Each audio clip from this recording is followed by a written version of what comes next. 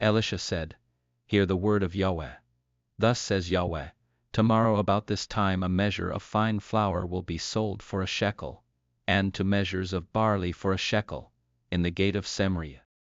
Then the captain on whose hand the king leaned answered the man of God, and said, Behold, if Yahweh made windows in heaven, could this thing be? He said, Behold, you shall see it with your eyes, but shall not eat of it. Now there were 4 leprous men at the entrance of the gate. They said one to another, Why do we sit here until we die? If we say, We will enter into the city, then the famine is in the city, and we shall die there. If we sit still here, we also die. Now therefore come, and let us surrender to the army of the Syrians. If they save us alive, we will live, and if they kill us, we will only die. They rose up in the twilight, to go to the camp of the Syrians. When they had come to the outermost part of the camp of the Syrians, behold, there was no man there.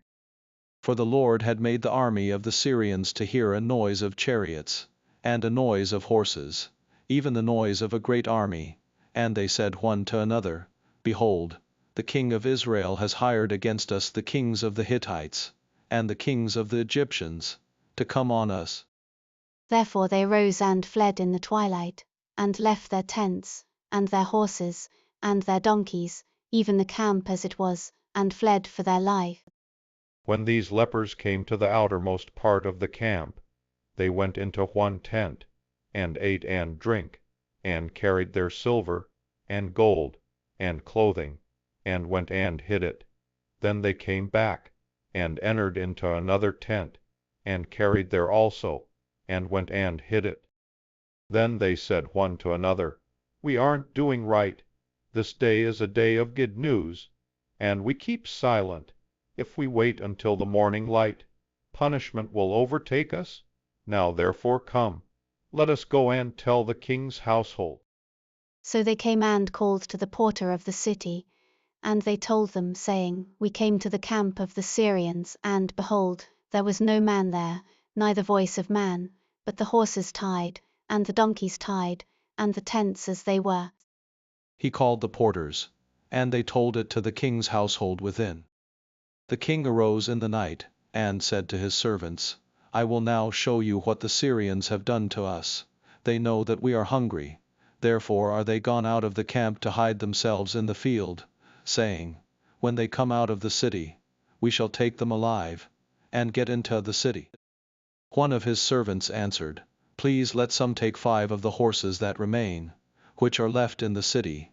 Behold, they are like all the multitude of Israel who are left in it. Behold, they are like all the multitude of Israel who are consumed. Let us send and see. They took therefore 2 chariots with horses, and the king sent after the army of the Syrians, saying, Go and see.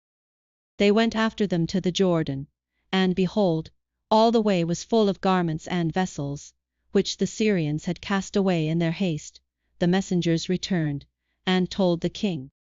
The people went out, and plundered the camp of the Syrians. So a measure of fine flour was sold for a shekel, and 2 measures of barley for a shekel, according to the word of Yahweh.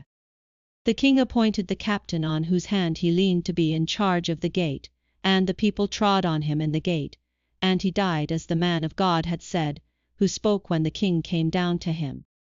It happened, as the man of God had spoken to the king, saying, 2 measures of barley for a shekel, and a measure of fine flour for a shekel, shall be tomorrow about this time in the gate of Samaria.